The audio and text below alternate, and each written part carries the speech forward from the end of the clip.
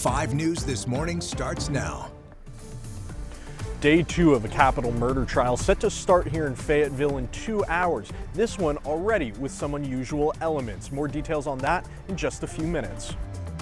And high temperatures today take one step back, but then tomorrow it takes 2 steps forward and really stay pretty steady over the next week or so. High temperatures close to 90 in the River Valley. We'll talk about this warm and somewhat dry stretch coming up. I think it's just something you don't necessarily see in all of the smaller communities. And Cave Springs is trying to keep their small town feel while making plans to expand downtown. We'll have a look at their goals ahead.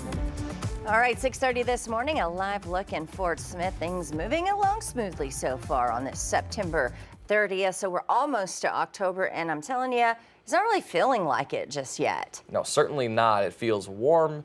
It's quiet, it's sunny. It feels like late summer, and I think Tiffany brought a little hint of that warmer weather with her back. It was only like highs in the 80s. It was even down in like the 50s. So I didn't do this, guys. I say, well, Tiffany's not going to take credit. People I'm not wearing going to sweaters and coats there.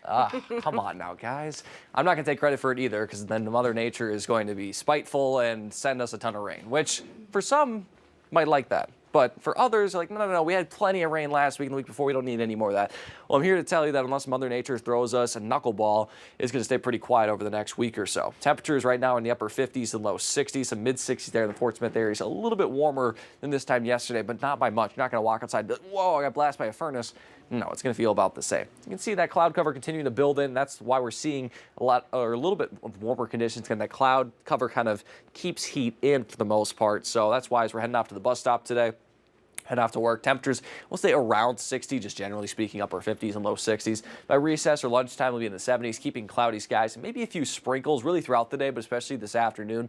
But we're not going to see any accumulating rain. You're not going to have that raincoat and have to be like, I'm sick of this rain. No, it's just going to be sprinkles or maybe a little bit of drizzle. So we'll have cloud cover today. The sun returns tomorrow and stays with us for quite a while. And it's warm and dry, besides maybe a stray shower chance on Thursday. We'll talk more about that here, though, coming up in your full forecast. For now, take a live look at traffic on this Tuesday morning. Take a live look in the Siloam Springs area along Highway 412. Good morning to you there. And no issues out there, at least for weather. Should be okay and smooth sailing there. No instance reports so far this morning. Again, just be mindful of maybe a little bit of drizzle, but again, nothing really too serious. We'll have that full forecast coming up in about 15 minutes. Joe and Tiffany. All right, thank you, Danny. Well, we're continuing coverage this morning of a capital murder trial that's happening this week in Fayetteville. Jason Dunnigan is accused of shooting and killing his wife in May of 2021. The prosecution began to build their case yesterday, but the defense is already starting to create their own narrative. 5 News reporter Bo Russell joining us live from the courthouse there in Washington County with the latest. Good morning, Bo. Hey, good morning, guys. Yeah, I've covered my fair share of capital murder trials, and this one's looking a little bit different already. Jason Dunnigan, the man accused in this case, is not currently being held in custody. Prosecutors have also already waived the death penalty. Yesterday, I learned that Amber Dunnigan's body was found in a car off of Highway 16 just west of Fayetteville on May 28th of 2021 with a gunshot to her head. It was revealed in court that her husband Jason's phone placed him at the location of the murder at around the same time. However, the defense already began to create their own narrative during cross-examination. They're starting to raise questions about a woman who was living with the Dunnigans at the time of Amber's murder. It came out during testimony yesterday that this woman and Jason were having an affair and that Amber knew about it. Defense attorneys questioned investigators yesterday about why they never looked into this woman as a suspect.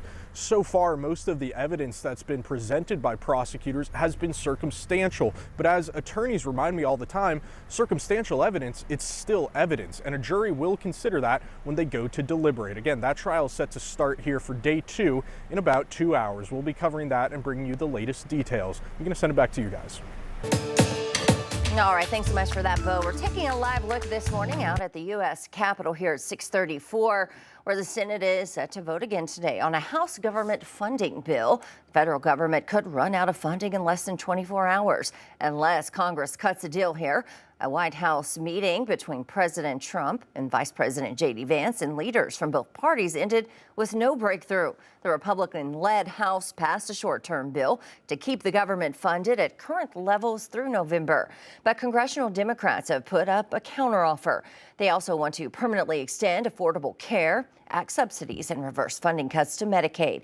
But President Trump and Republicans say the Democrats' demands are unreasonable. It's in the president's hands whether to avoid a shutdown or not. he has to convince the Republican leader. They're going to have to do some things because their ideas are not very good ones. They're very bad for our country.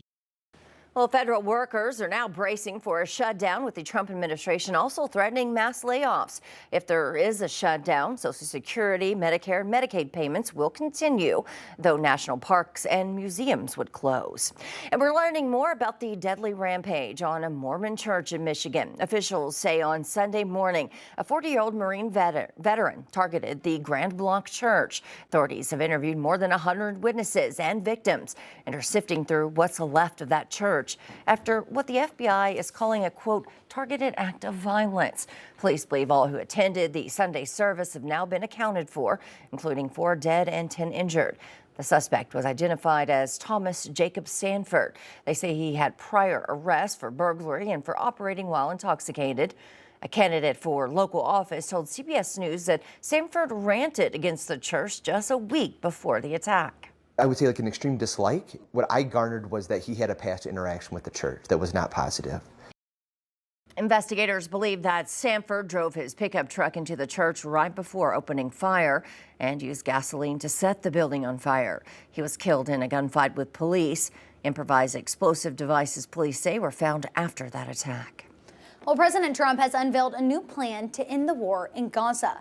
Israeli Prime Minister Benjamin Netanyahu says that he supports the 20-point peace proposal.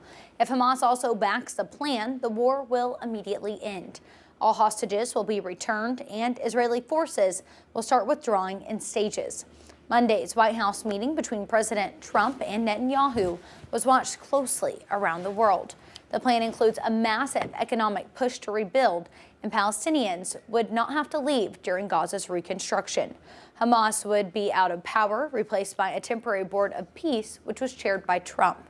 Hamas says that it will review the plan in good faith before responding. Well, developing this morning, at least 3 students were killed and dozens injured after a school building collapsed in Indonesia. Happened at the Islamic boarding school in East Java on Monday. Workers dug through the rubble trying to pull survivors from the scene. Authorities are investigating the cause of the collapse right now, though a notice posted in the school complex says over 60 students are missing as of this morning. Arkansas Attorney General Tim Griffin has announced arrest and a crackdown on organized retail crime across the state. Griffin says 4 women are now accused of taking part in several brazen thefts. Griffin alleges that the suspects stole nearly $7,000 worth of merchandise. They did this from stores like TJ Maxx and Marshall's, at stores in Cabot, Conway, and Little Rock. He believes these types of crimes are costing retailers about $70 billion a year, and it eventually turns into a tax on consumers. They were getting luggage and filling it with stuff and closing up the luggage and rolling it out like they were in an airport, like they had some place to go in an airport. Just walk right out the door with everybody looking. If they think that may fly in some jurisdictions, not in Arkansas. Over the past year, 50 people have been arrested in the retail theft crackdown by the Attorney General's office, with 91 facing felony charges. Well, happening today, Fort Smith Police will hold a free class on how to respond during an active shooter situation. The class will focus on a survival approach called the Run, Hide, Fight method. Also, a guest who has lived through a real active shooter event will speak at the class. It'll start at 6 tonight in the Fort Smith PD Community Room. You can fill out an online form to reserve a spot. Well, Cave Springs Downtown Master Plan will change the way that people experience the city. 5 News reporter Claire Everbach tells us about the proposal now named Plan of the Year. Here in Cave Springs, city leaders have been working on the master plan the last 2 years. They tell me they want to balance growth while preserving the city's small town character.